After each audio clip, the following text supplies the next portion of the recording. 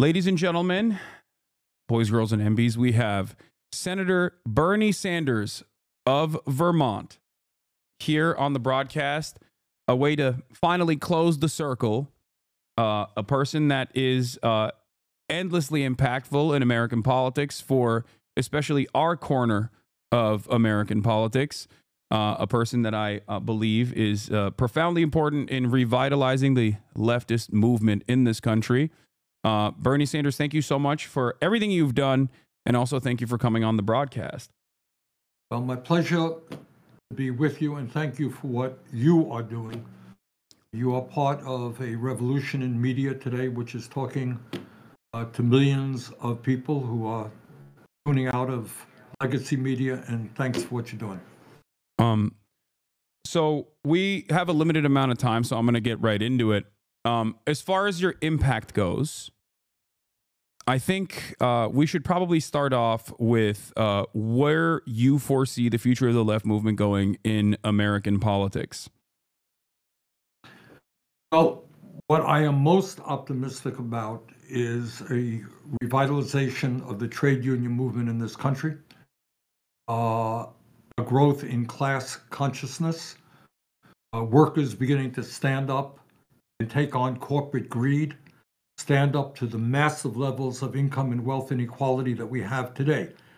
And I think the future of American politics is bringing young people, people of color, women together in a movement led by the trade union movement, which demands that we end oligarchy in America. And that's something I'd like to talk with you a little bit about, Hasan, and move toward not only a democratic political system, but an economy where all of our people in the wealthiest nation on earth have a decent standard of living. That is not a radical idea. We can do it, but we can't do it unless we bring people together around a progressive agenda.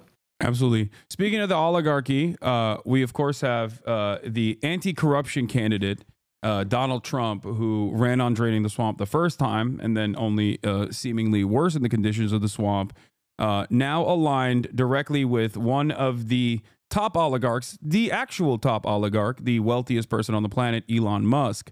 And I feel like you've had some conversations about Elon Musk, especially in recent weeks. And I was wondering how you feel about Donald Trump cozying up to all of these billionaires, and these billionaires, especially in the tech sector, including but not limited to Elon Musk, cozying back up to Donald Trump and a resurgence of right-wing politics in the country. Hasan, this is of enormous, enormous consequence. There's something more important that is happening not only in American politics, but in world politics. Let's think about it for a moment.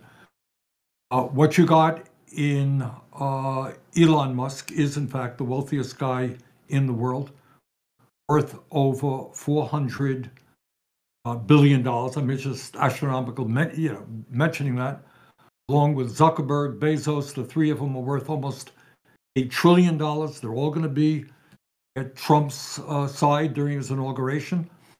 Musk is going to play an active role in, quote unquote, transforming government. What is all of this stuff is about?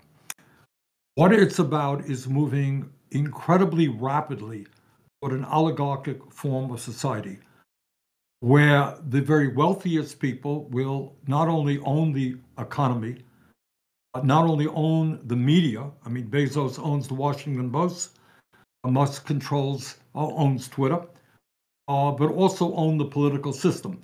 One of the issues that we don't talk about enough is that during this last election, a small, tiny number of people, multi-billionaires, poured huge amounts of money into both political parties. And that is, to my mind, not what democracy is about. So you got control of the media by the few, control of the political system by the few, control of the economy by the few. And if that's not oligarchy, I don't know what oligarchy is. And our job is to bring our people together, the vast majority of the people, demand a vibrant democracy, getting rid of Citizens United, one person, one vote, limiting the amount of money big money can spend on politics, and creating an economy in the richest country on earth that guarantees a decent standard of living for all people. That's the challenge.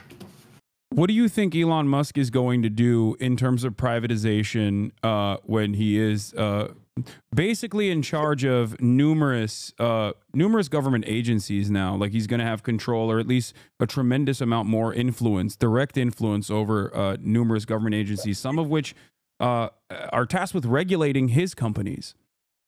Exactly. And it's not just, don't look at it as him having control over this or that agency. It's the enormous impact that the wealthiest guy on earth, a very smart guy and a very dynamic, hardworking guy, what he's going to have over the totality of the government and the Trump administration.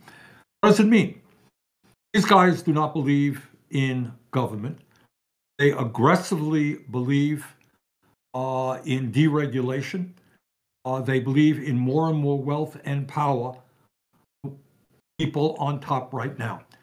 You don't hear Mr. Musk talking about the need to provide health care to all people as a human right. You don't hear Mr. Musk talking about the need to make sure that all of our people have decent education or live in safe, affordable housing. That you don't need. What you're talking about is an expansion and growth in technology, which will benefit the people on top, and in my view, at the expense of ordinary people. And you know what else was kind of unique about Musk? A little bit different than other guys. This guy, increasingly, you may have noticed, talking about people with super high IQs. You heard that? Yeah. I haven't heard that kind of language in a very long time. You're talking about a kind of a superior aristocracy, who are all so smart and know all about technology, have all kinds of wealth, who are living these extraordinary lives, and they're going to be running the world for us. And the challenge of the moment is that with an exploding technology that has the capability of improving life for all, we've got to make sure that that happens and not see more increased wealth and power going to the people on top, which is exactly what Musk is all about. These guys are smart, they are aggressive, they want even more wealth, they want even more power. They are enormously dangerous. What's going on right now is unprecedented. This is not just, rich guys, oh boy, I'd like some more money, I need another 14th house. They want power to go with their wealth. What would you say to the growing resentment from the American working class against political institutions, the elite, and specifically our government? Do you feel like this level of deregulation and privatization and the erosion of government social safety nets and government programs have contributed to that resentment? Absolutely. Look, you're the average guy out there. You're not into politics. What are you seeing? You're seeing that in many ways you are no better off, in some cases worse off than a worker in your place 50 years ago. You got that? Real inflation accounted for wages for the average American worker, despite the huge increase in worker productivity and technology, all the computers, all the cell phones. An average worker in real inflation accounts for dollars, not making a nickel more than he or she did 50 years ago. And during that period, a massive transfer of wealth, bottom 90% to the top 1%. And you're looking around you, and you're worried that your children may be in even worse financial shape than you are. They may never own a home of their own. You look at a government, you're hearing all the political bullshit that's out there. I'm going to do this and I'm going to do that. And yet, maybe your job went to China. It's likely that you have a high deductible. You may not have any health insurance at all. Maybe your kid made it to college and he or she is deeply in debt. And you're saying, does democracy really work for me? Does it really work for me? And a lot of people are concluding, no, it doesn't. And they're willing to move toward a more authoritarian type society run by Donald Trump. What Trump said in so many words, he said, you know what, this system is broken. I'm going to smash it. Well, he's right. The system is broken. Problem is his solutions are going to make a bad situation even worse. Our job is to acknowledge what Democrats don't. You know what? The system is broken. We need to rebuild the system. People together. We can do it. We should not be the only major country on earth not guaranteeing health care to all people as a human right. You think we can't build millions of units of affordable housing? You think we can't reach out to the world and address climate change? I think we can. Tough stuff. None of this is easy. We can do it. A lot of people are essentially saying, I'm sick and tired. I've heard all of it over and over again. It ain't working for me. Status quo is not what I want. I want change. Trump may be crazy. He may be a pathological liar. He's going to bring about change. So that's what I think we're dealing with. Do you feel like this was a crisis in communication from the Democratic Party in the past election cycle that led to the defeat of Kamala Harris? No, I don't. I don't think it's a question of communication. I think it's what the Democrats stand for. So, it's not messaging is art. So if the Democrats believe, does the Democratic leadership believe that the current system is broken? You tell me. Have you heard that? People go around saying, look, there's something wrong when we have massive income and wealth inequality, when we're the only major country not to guarantee health care to all people, when you got 800,000 people sleeping out on the streets, when we have an opioid epidemic, when our public schools are failing. You know what? Guess what? The system ain't working. Do you hear Democrats say? You tell me. I mean, I'm sitting in the Beltway. I don't hear it. Do you hear it on the outside world? No, absolutely not. That's why I was wondering what your opinion is. Is it malicious? Is it incompetence? Is it because we are now seeing the likes of Chris Murphy, for example, come to terms with a more left-wing populist message that they want to adopt. Now, you say that it's more than just the message. It's actually about dramatically changing the policy, dramatically changing the direction away from this zealotry that they display in terms of defending third-way neoliberalism. And I 100% agree with that. But will there actually be a change in your estimation within the Democratic Party? Do they actually want to win elections? Do they actually want to change the trajectory of American politics away from the throes of fascism? They want to win elections, absolutely. Are they willing to take on their corporate sponsors? How do we build sustainable? People who finance their campaigns in order to do what is popular and what the American people want, which is the way you win elections. Let me give you just many examples. I mean, I can throw it out. It is one thing to say, okay, we are opposing Trump's effort, perhaps, to throw millions of people off of the Affordable Care Act. We all agree that should not happen. It's another thing to ask why it is that we're spending twice as much per capita on healthcare. 85 million people are uninsured or underinsured. Insurance costs are going up. The question there is our healthcare system broken or not? I think many Democrats are prepared to say, yeah, it's broken. We need a new system. We need to move toward Medicare for all. Are there some Democrats who are beginning to catch on that there is something wrong when they have lost a significant part of the white working class, and now the Latino working class, some of the black working class? Are people beginning to catch on that maybe we've got to address some of the issues that are impacting the lives of working people? Yeah, I think some are enough. No, I don't think so. How do you feel about the Morena victory in Mexico, if you don't mind me asking? Because we did see a somewhat older figure in AMLO transitioning power away after seeing tremendous success with the expansion of the welfare state and social safety nets and trying to target to the best of his ability inflationary the inflation crisis that many other Western liberal capitalist nations faced, where we saw historically unpopular incumbent disadvantages.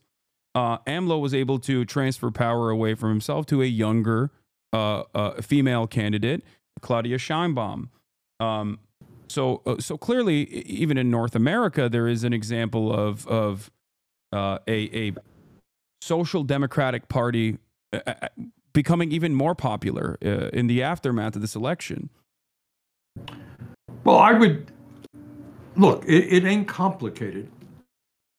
if you do what your constituents want you to do, you know what, they're going to vote for you. I mean, it's kind of basic politics.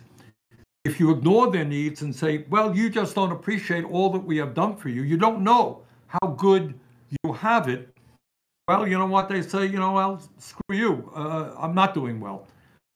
I would also mention to you that when we passed in the throes of the pandemic, the American Rescue Plan, which provided direct cash payment to tens of millions of Americans, extended unemployment, put a whole lot of money into childcare, kept people from getting evicted, lowered the childhood poverty rate through a child tax credit. At that particular point, after that bill was passed, guess what? Biden's popularity was the highest that it was throughout his administration. You tell me, just tell me, if the Democratic Party said, you know what, in the first 3 months of a Democratic presidency, a Democratic Congress, every American will have health care as a human right without having to take out your wallet, because it's a human right. We're going to fund it in a progressive way, publicly, no more in insurance premiums, co-payments, deductibles. If the Democrats pulled that off, how incredibly popular do you think they would be? You tell me. Absolutely. Am I missing something? No, absolutely. Do you think that it's the impact of money in politics that causes Democrats to be afraid of taking the initiative on issues like this, or is it more pervasive and unfortunately scarier than that? Because I'm a firm believer that aside from the lobbying dollars, I think that there is a crisis of like elitism, I would say, where you have immediate family members of Democratic Party officials and, of course, the Republican Party officials as well that go to work in these corporations. So it's a more complex web beyond even lobbying in terms of the conflict of interest, in my opinion, between members of Congress and the corporate elite. I think you're right. I think it is both factors. Let us not minimize the role that money plays, period. Every American, I don't give a damn what your political views are, should be really frightened that three multi-billionaires in the Republican Party could put hundreds of millions of dollars into Trump's campaign. Democrats also had many billionaires contributing. And if you think those guys are doing this out of the goodness of their hearts, you would be mistaken. Obviously, they want to elect candidates who will represent their interests. And the second thing related to kind of what you are saying, Hasan, is that people live in a certain world. One of the crises of the corrupt campaign finance system we have is not only the impact of money. Many of my colleagues are spending 20, 30% of their days. You know what they do? They're not out talking to their working class constituents. They're on the phone raising money from wealthy people. They're going to, house parties with wealthy people. When you surround yourself with folks who have come from a certain world perspective, I'm running a corporation. Let me tell you about all my problems I'm having. It's not, hey, I can't pay my rent. Let me tell you about my problems. You live in a certain milieu, I think is what you're talking about, and that becomes separated from reality. Does that take place? Is that happening? I think it is. Yeah, I noticed that I was the most out of touch with the outside world when I was directly at the DNC, despite being online the entire time. That I definitely noticed that there is a bubble surrounding, I would say, the Rust Belt for sure, or not the Rust Belt. Sorry, the DC class and the media class. I think are certainly. It really is. It really is. Certainly I've said removed. this. It really is. I've said this a million times, and it's not just the politicians, it's the inside the Beltway media.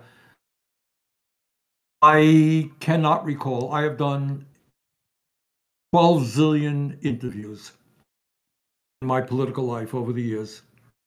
There's nobody who's come up to me and said, Bernie, we have massive income and wealth inequality. What do you think we should do about it? Bernie, what are you going to do about the fact that 25% of seniors in this country living on $15,000 a year or less? What are you going to do about that? What are you going to do about the fact that so many people are homeless? Those are questions that one is not asked.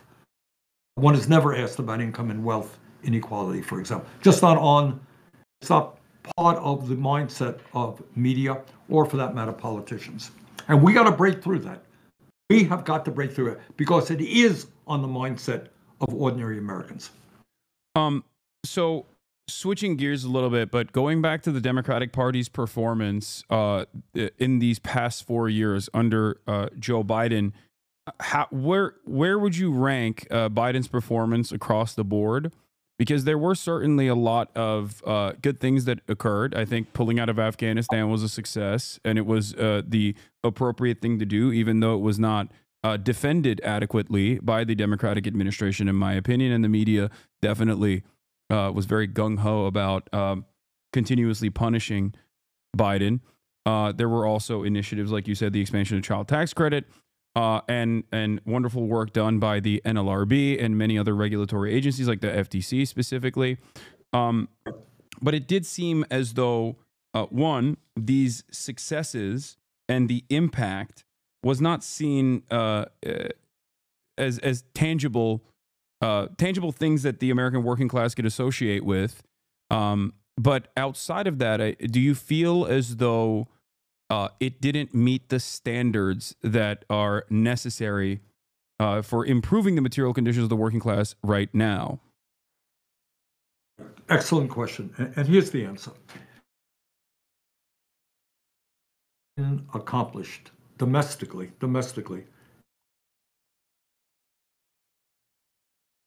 Wait, you're cutting out. Wait, 1 second. Sorry. I don't know what happened. You cut out a little bit. What you said, excellent question. I didn't hear anything after that. Sorry, Senator. Are you hearing me now? Yeah, I can hear you now. Yeah. I think if you look objectively at what Biden has accomplished domestically, it is probably the strongest record of achievement since since FDR in the 30s. What you're talking about is rebuilding our crumbling infrastructure and creating a huge number of jobs, making real progress in rebuilding manufacturing in America. First president really to take on big pharma and have some impact in lowering the cost of prescription drugs, most notably beginning to negotiate prescription drug prices under Medicare, investing very heavily in climate change and sustainable energy. A president who was unashamedly pro-labor, walked on a picket line with the United Automobile Workers. That is a strong record. That's only part of what he did. Problem is, the record is strong, but I think he was not been the kind of leader and communicator that made that record understandable to the American people. And second of all, even more importantly, well, that is an admirable record that he should be very proud of. I'm proud to have worked with him on some of those things. The truth is, given where the American worker is today, it is simply not enough. What the American worker is crying out for is, why are my wages today no higher than they were in real dollars 50 years ago? If we could have raised the minimum wage to, say, $17 an hour, it would have made a hell of a lot of difference in the lives of millions of low-income people. If we could have expanded Medicare, at least, cover hearing, dental, vision, home health care, would have made a real difference. I think also, while President Biden has accomplished a lot, he does not do what Trump does and identify enemies. Who are the impediments to progress? Well, Trump has his ideas, all undocumented people and it's transgender people, whoever it may be. He has a set of enemies, kind of change every day, but they're out there. I don't think the Biden administration is strong enough in saying, you know what, we've got to stop the greed of the corporate world right now, not just the drug companies, but the insurance companies. sectors all over. They talk about it, but not quite forcefully enough, and to present specific policies to deal with that. Alina Khan, who is, I guess, in the next few days, remains chair of the FTC, has done a brilliant job. Absolutely. And is one of the heroines of that administration. I think you got to be clearer in saying, why is it that the rich are getting richer and so many other people are struggling? We need an explanation for that. I'm not sure that the Biden people were as strong on doing that as they should have been. We don't have a lot of time, so I want to ask you something about the Green New Deal. In your Green New Deal proposal, you proposed $18 billion increase in national spending specifically to address the more frequent and severe wildfires plaguing the American West. This was, of course, widely panned by the media and also politicians that are backed by the oil and gas industry. And yet the $18 billion is marginal in comparison to the total damage that we've seen in California and Los Angeles this past week. Some estimates ranging from the most conservative estimates ranging from $50 billion to upwards of $100 billion. How do we communicate to the American public that initiatives like the Green New Deal are an absolute necessity going forward in order to truly tackle the climate crisis that is going to seemingly increase these extreme once-in-a-lifetime natural disasters? That's the problem. They're no longer, Hasan, you're exactly right. They are no longer once in a lifetime. They're no longer once in a decade. And by the way, while I'm here with you, let me just, I love LA. I get out there fairly often, and what's going on is unimaginable, and I know people are suffering, just so worried. And we're going to do what we can to help rebuild LA. Your point is, well, I think there are 2 points that need to be made. We have got to combat with every ounce of strength that we have people like Trump who think that climate change is a hoax. This is, as I understand it, the warmest year on record, followed by 9 preceding years, which were the warmest years on record. Climate change is real. What you're seeing in LA is part of what we're seeing all over the world, of massive climate disturbances. And it's going to happen. It's going to continue to happen. I mean, it's horrible to almost think of this, say that what's going on in LA today will become fairly common in years to come. But unless the global community comes together, recognize that we got to change our energy systems, we got to take on the lies and the greed of the fossil fuel industry. We have to do what the Green New Deal is about, create millions of good-paying jobs in energy efficiency and sustainable energy, and we can do it. We can do it. And yes, what the Green New Deal was about is saying, look, that in itself is not going to solve the global climate crisis, but it'll give states and communities better resources in order to deal with the crises that are definitely going to come as we try to transform the system. Do you feel like the back and forth political conversations or even blaming the likes of DEI or whatever the new Republican thing is on any given basis is simply a misdirection away from the actual the actual reasons as to why anthropogenic climate change is accelerating these extreme weather events? It makes me furious. It really does. Now, presumably what's going on in LA is all because you have a Democratic governor, a Democratic mayor, but then they're going to have to explain why we've had all this terrible flooding and other disasters in very red states all across this country. You got to be a moron not to understand that climate change does not give a damn whether you're a Democrat or a Republican. It is real. So yes, this is simply an attempt to deflate attention, much needed attention, on why climate change is causing devastating problems in LA, throughout our country. My small state of Vermont, in the last number of years, has been hit time and again floods which have wreaked havoc for hundreds and hundreds of homeowners, small business people. Our state capital is still impacted by the flood we had a few years ago. This is a global crisis. Those people who are still trying to deny it in order to protect the profits of the fossil fuel industry, I really don't understand it.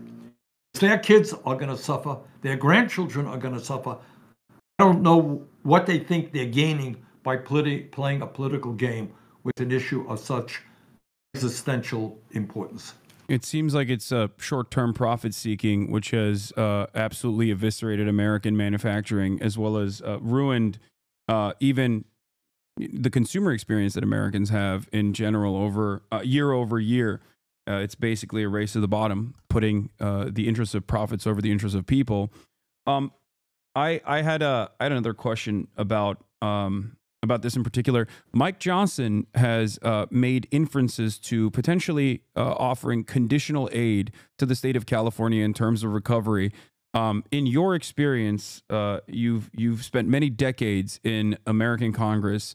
Have you ever seen this level of politicization in the aftermath of any sort of natural disaster?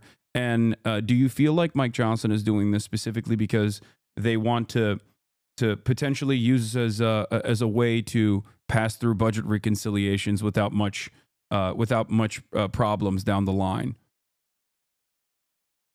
I think I have seen a little bit of this stuff in the past, but not to the extent that we're seeing it right now. It really is. Biden and Obama, I think if you check their records, they gave out disaster relief and other types of federal funding really to red states quite as generously or ungenerously as they did to blue states. They really did not discriminate. The idea that the largest state in our country, which has been just devastated by this terrible fire, that they are going to be playing politics with disaster relief is unconscionable.